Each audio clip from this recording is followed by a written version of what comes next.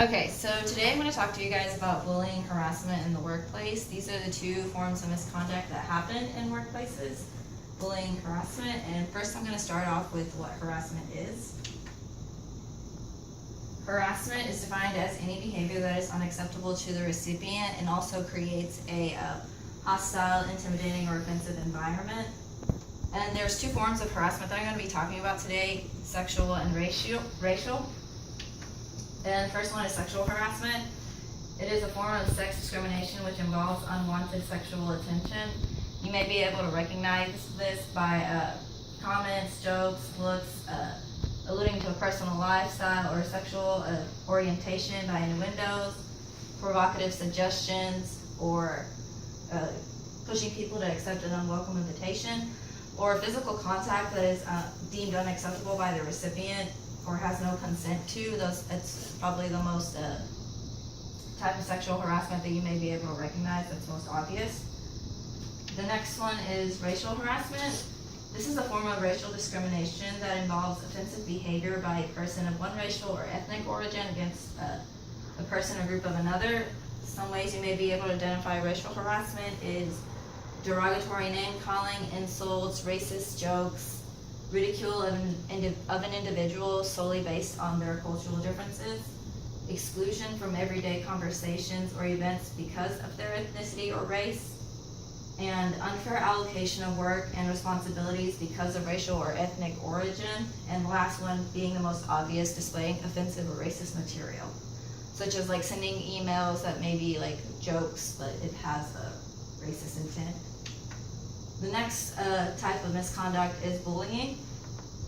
Bullying is the repeated unreasonable actions of individuals or group directed towards an employee with the intention to intimidate, degrade, humiliate, or undermine. It's also an abuse and misuse of power. And one thing to remember about bullying, because sometimes you may confuse bullying with aggression, is that bullying is the repeated unreasonable actions versus aggression just being a single act. And there are 8 types of bully personalities. The first one is the screaming Mimi. This is pretty obvious. They're loud and obnoxious. Their abusive behavior is meant to berate and humiliate people. They thrive on the notions that others fear them. The next one is the two-headed snake. This coworker will pretend to be your friend. They'll try to gain your trust, but as soon as you're out of earshot or not working with them, they'll quickly turn their back on you. They'll try to destroy your reputation, try to stab you in the back, and even take credit for your work. The next one is the constant critic. Their goal is to break down people's confidence through unwarranted constant criticism. They will search for any flaws. They will work tirelessly to end someone's credibility, and they may even stoop down to falsifying evidence to make it look like others look bad. The next one is the gatekeeper. This type of bully manipulates the power that they may have or the power that they may perceive to have. They deny the tools that people need to perform their jobs efficiently, such as time. They may try to delay you from a meeting, information. They will withhold information from you, or any other resources that you need to be able to do your job efficiently. The next one is the attention seeker. This bully wants to be the center of attention, and you may not think that this is someone who may have bullying characteristics, but what the thing is that they'll do is they'll be flattering to the superior, be nice to the coworkers, and try to gain the trust from new employees. But as soon as they're not the center of attention, they will quickly turn on you. They thrive on that attention, so they are overly dramatic, and if they have any event that's going on in their lives that's personally negative, they will use that to gain sympathy and try to manipulate the co-workers to gain what they want. They may also coax information out of new employees and use it against them later. That's why it's so important for them to befriend the new employees and try to gain their trust so they can get any information that they can get and use it later against them. The next step is the wannabe. This bully views themselves as indispensable and they crave recognition, when in reality they're not very good at their job. That's why they have the title the wannabe. They are controlling and manipulative. They dislike any competent employees, and those are their main targets is competent employees. They spend most of their time watching them, trying to find anything to complain about. They demand things to be done their way, even if there are more efficient methods. And they also attempt to move into positions where they may have some slight power. The next one is the guru. They're usually experts in their fields, and this is why most people may not initially think that this person may be a bully. But what they have in knowledge, they lack in emotional maturity. They see themselves as superiors, and they don't consider that how their decisions will affect others. They don't accept their consequences for their own actions for that reason, because they'll make their decisions and they don't consider how others will feel about them or how it'll affect them. So they don't think that they're wrong. And sometimes they feel that they're above it all, so they don't always follow the rules as everyone else. And the last one is the sociopath. This is the most dangerous bully. They are charming, well-spoken, intelligent, and charismatic. They are the most destructive bullies. They have no empathy for others, and they're experts at manipulating the emotions of others to get what they want. They tend to rise into high positions of power, and this is what makes them so dangerous, is the fact that they hold these top positions, and it's very hard for either you to confront them or try to get help from your HR rep.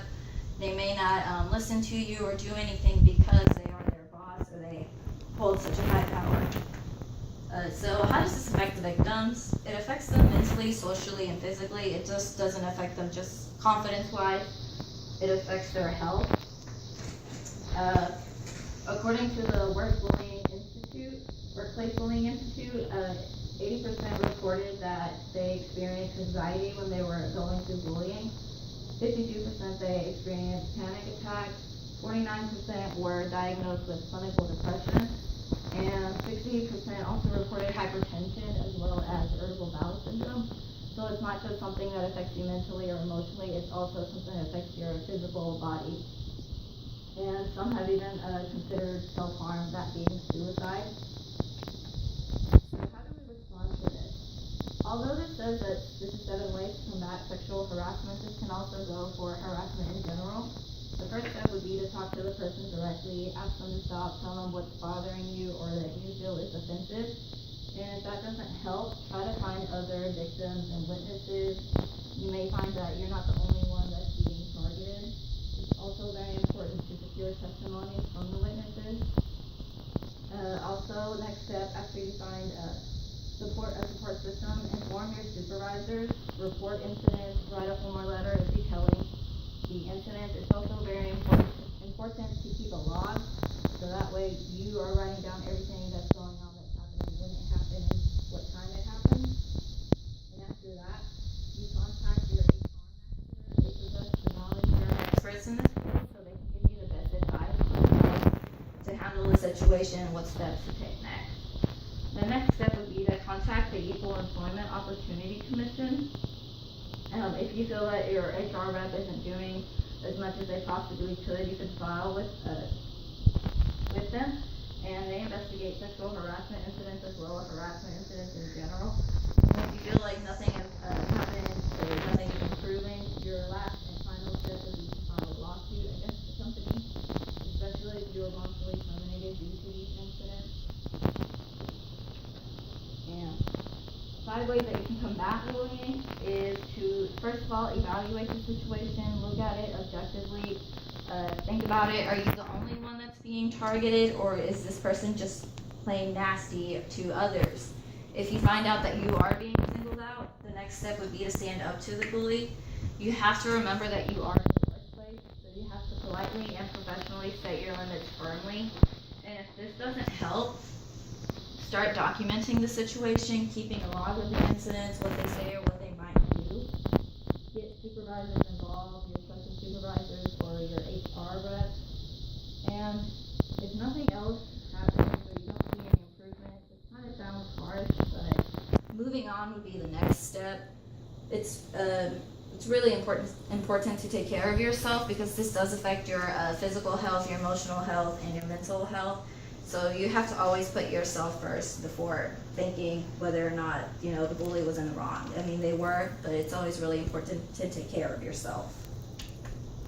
And ways that we can prevent harassment is promoting a positive workplace environment, being respectful of others, educating the workplace force, the staffing, and being able to identify and calling out behaviors early, creating policies against these behaviors, but not only creating them, also letting your staff be aware of the policies and that there is zero tolerance and what consequences can happen if you are committing harassment or bullying. In conclusion, I hope that you guys have learned about what harassment is, what bullying is, that there are 8 types of bullying, some are more obvious than others, how bullying affects you, how we can combat harassment and bullying, and how we can prevent these situations.